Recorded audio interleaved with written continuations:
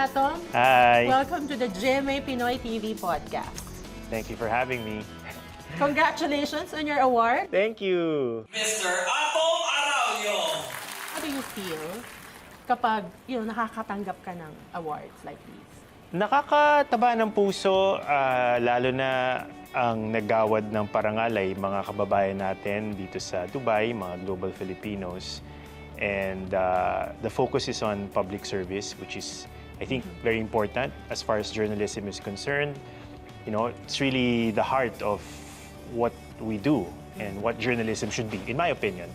So I'm happy that our work receives this kind of recognition. But what can you say about journalism in the Philippines? Journalism in the Philippines, I think nobody will deny that it's been challenging. On many different fronts, the landscape has been changing. It's not quite the same as, 10 years before. People's habits are changing. They have different expectations. There's also a lot of headwind from, political situation, economic situation.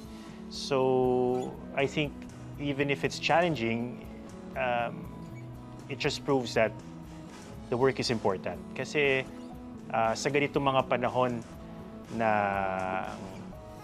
malalaking pagbabago, mahalaga yung gabay. At yun naman palagay ko at the end of the day, kahit na hindi na lamang ang mga mamamahayag ang ating source of information, kapag nagkagipitan, andun pa rin yung tiwala ng mga tao na yung mga mamamahayag ay maninindigan para sa katotohanan. I hope it still remains that way. Of course, you have to earn it, but that's why we keep on doing this job, because that's important. Have you ever been pressured into doing a certain story?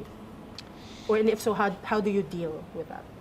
Pressure to do a certain story. Or an angle to a story?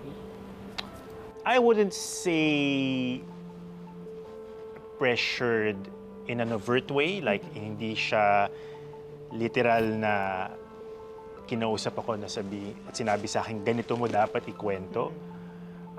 Pero maraming mga pagkakataon na kailangan mong timbangin kung ano yung sasabihin mo. Hindi naman yun palaging masama. May mga nagpapahayag ng concern, may mga konsiderasyon na bahagi ng trabahong ito. Pero to be fair, kaya ko naman panindigan kung ano yung tingin kong dapat marinig at dapat anggulo ng storya at the end of the day. So I don't mind the discussion, but the important thing is you're able to keep your independence. How hands-on are you? Like in terms of doing a story, like for Eyewitness, Atom Araujo Specials, like from the get-go talagang kailangan dumaan sa'yo yung topic. Hindi, pinapaubaya ko lang sa kanila lahat. Bahala na kayo, sabihin niyo Ibang sa akin. narinig ko, kaya Aba, may a certain... may nagsusumbong? Sumbongera, ganon? I like being involved kasi I know what I want. And I think that's important. I know what kind of stories I want to do. I know the message that I want to craft.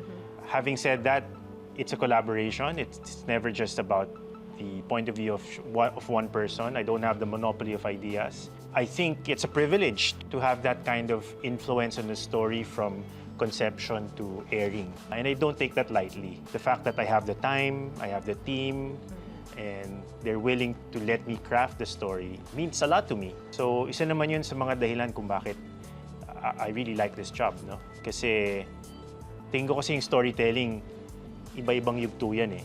Sa pagpili pala ng storya, kung paano mong sinushoot yung material mo, anong mga anggulo, anong itatanong mo sa subject, paano mo isusulat, paano mong i-edit, paano mong lalatagan ng music, lahat yun may meaning yun eh. So of course, if you know what you want, then you do have an opinion on each stage. So the important thing is to realize that you don't know everything. So it's important also for me to hear what others think about the story. But ultimately, I want and I like being involved. And you learn something new no? After each story. Absolutely, oo. May Parang, natutunan kang bago. yeah, like, every once in a while, pinapanood ko yung mga luma kong storya eh. Tapos, Okay. makikita mo na, hindi pala maganda yung ganito. Minsan nakaka-cringe. Pero madalas maganda rin kasi parang, nakikita mo yung progress din eh. Yung Ang layo na rin pag-evolve mo, ng no? narating pala. Oo. So, importante rin yun para at least hindi ka rin nawawala ng loob kapag feeling mo hindi ka umuunlad or when you're feeling stuck. Behind the camera, paano nag-unwind ang isang atom around you? Like, what do you do? Nag-a-unwind. Like, pag may mabigat na story, minsan kasi may mga mabigat ka talagang story eh. Like, what do you do after? It's getting harder and harder to answer that question kasi parang habang tumatagal, yung mundo ko nagko-collapse na into a singularity eh. And that singularity is my work. Hindi mo namamalayan. Trabaho pa rin pala. Exactly. I used to have a better answer for that. Parang ang dami kong ginagawa noon, extracurriculars. Pero ngayon, everything kind of gets folded into storytelling. Whether it's for documentaries or, as sometimes I do other forms of storytelling like taking photographs, writing, text stories, even Book. or even speaking at an event. So parang magkakaiba sila pero iisa na rin siya eh. Isang discipline of telling stories. So going back to how I unwind, honestly, sa ngayon yung wala kang iniisip na deadline or wala kang pinag-aandang storya, ang laking bagay na nun Me eh. time. Me time, yung talagang hindi ka magigilty na wala kang ginagawa. I like visiting small coffee shops and just people watching, reading a book, listening to music. Ang luho ko talaga, traveling. Kasi luho siya, hindi lang sa pera, kundi sa oras. Kasi minsan ka lang nakakakuha ng oras na makabiyahe. So, doon ako At saka nakaka-recharge. natututo ka rin sa pagta-travel eh. Oo naman. Di ba? Or Oo naman. nakakuha ka ng inspiration. Like, di ba? Inspiration. Actually, isang recent na na-realize ko, kailangan mo talaga ng panahon para maging bored eh. You have to give yourself permission to get bored and not feel guilty about it. Kasi when you're bored, when you have idle time and you're just sitting around, doon nagiging malikot yung isip mo eh. Tapos, ang dami mong bilang ideas, ang dami mong realizations. I'm trying to make lifestyle changes so that I have more time to get bored. Nararamdaman mo ba kapag mababurnout ka na? May ganun ka ba? Meron. Oo, meron. Oo. Ang problema nga niyan, parang pag nasanay ka sa isang level ng stress, akala mo yun yung normal eh. Tapos kapag nawalan ka ng trabaho for a time, parang, shucks, ito pala yung normal, hindi pala yung laging always on mode na usually, I have to admit, I'm stuck in that mode for most of the year. Iba pa yung burnout. Yung burnout, ano yun eh, talagang Pagod ka na, wala ka Pagod feel mo, ka, wala hindi ka kang- na creative. correct. Diba? Yung, Oo, ano tsaka eh. wala talagang, kahit na may oras ka, magsusulat ka parang sa isang oras, parang dalawang pangungusap lang masusulat mo. Yung ganun. Yun. Alam mo, definitely signs of burnout yun. What's something people assume about you that is completely wrong? More and more, I realize that people think I'm a very serious guy. And I don't know if because people assume I'm serious, I became serious, or it's just that my public-facing life is very serious because of the nature of the job. That people think that way. But I've always been a kind of easygoing, happy-go-lucky guy. I'd like to think.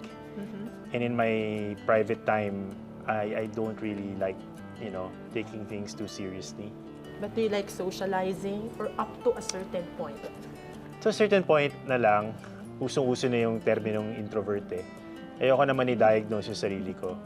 Pero Siguro, gawa na rin ng kailangan mo talagang makisalamuha sa maraming tao sa trabahong ito. Pag hindi ka nagkatrabaho, parang masarap din na, tumunganga. As in, literally, Totoo. stare at the ceiling. So, I heard that some people recharge their battery by interacting with people. I'm kind of the opposite. Parang I need to expend energy to do that. So pag ginagawa ko ng matagal yon, napapagod ako. So kailangan ko magpahinga. If you weren't a journalist, what will you be doing now? I really don't know. Malamang nagta-travel ka. Oo, no. Sana, di ba? Pero to be fair, dahil sa trabahong to, kaya nga ako nakaka-travel eh. Parang hindi naman ganun karami yung mga trabaho na maraming traveling opportunities. The easiest answer is probably teaching sa school kasi nag-aral ako ng physics. So, malaki ang chance na nagstay ako sa Professor academe. Professor Atom. How do you balance public and private life? Mas mahirap siguro dahil wala na masyadong distinction eh sa public and private life sa ganitong trabaho. And lalo na digital age. Oo eh. Diba? Lahat may camera. Hindi ka pwedeng mag-clock out eh. Parang kahit na tapos na yung work mo sa TV, when you're in public, you have to realize that you kind of have that obligation. So, balance-wise, I just keep what I can for myself. That's easier said than done, but I don't have to say everything in public. May mga bagay na na hindi ko na masyadong sinishare sa public. Speaking of privacy, kumusta ang puso ng isang atom around you? Gusto ko yung may rolling of the eyes. Nako, eto na tayo. Ito na ang part na inaabangan. Di ba ikaw rin yung ng tanong lahat. sa akin dati niyan? Ako? Di ba? Ikaw ba? Oh. Di ba? Kita mo na. Kita mo na. Huwag mo na sabihin. Huwag mo na sabihin, tinanong ko Hindi, dati. May nagpapatibok ba ng puso ni Atom ngayon? Nako, hindi ko nasasagutin yan. Sabi na eh. Ganun pa rin naman. Wala naman nagbago mula na huli ka nagtanong. I'm okay. I'm doing well. Like, I have, I'm surrounded by people who I love, I support, or who support me and I support back. So, I'm very lucky that way. But is there a special someone who inspires you the most? Secret. Anong tingin ninyo? Pag-Google kayo. What are you most grateful about now? That I have a job. That I can do what I like. I can do something that I feel makes a difference. I can do something that I think I'm competent in. Kumbaga, hindi lahat ng tao masasabi yun. So the fact that I can wake up energized and excited about work, I think that's all you can hope for.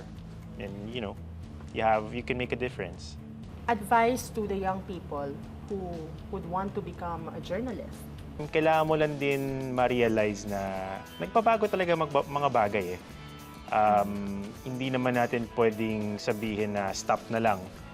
May mga bagong teknolohiya, nagbabago nga yung habits ng mga kababayan natin. Pero sa huli, at the end of the day, importante pa rin talaga na meron tayong mapagkakatiwalaang mga sources of information. At kailangan pa rin yung katotohanan. The truth is something that's hard to pin down sometimes. You have to work hard to uncover the truth. And you have to make sure that some people in society are dedicated to that. And I think journalists are one of those people. Mabigat na responsibilidad yan, di ba? Sa balikat ng sino man. Kaya kung gusto mo maging journalist, know that it is an important profession. Sometimes it's thankless. But there's so much fulfillment in this career when you do a good job and when your stories make a difference. So I won't say that parang tell students nowadays to get into journalism. Kasi nga, pwede ka naman magkwento ng mga bagay kahit na hindi ka maging journalist. Pero kung talagang ito yung napupusuan mo, kailangan ka namin. kailangan ka ng mga Pilipino, hindi ka magsisisi. So, good luck. Message to global Pinoys na pinapanood ka sa GMA Pinoy TV. Nako, Global Pinoys, keep watching. We need you. Keep watching our different programs, Lahat ng Radio Specials, Eyewitness, State of the Nation, and other offerings of GMA. You are an important part of the audience, and napakahalaga ng impact ng mga global Filipinos all over the world. At marami rin kaming mga storyang galing sa inyo na kayo ang inspirasyon. Thanks for all the hard work, and I hope that you keep enjoying our stories at meron silang saysay sa inyong buhay. Thank you, Atom. Keep doing stories that inspire our global Pinoys. Maraming salamat. Thank you!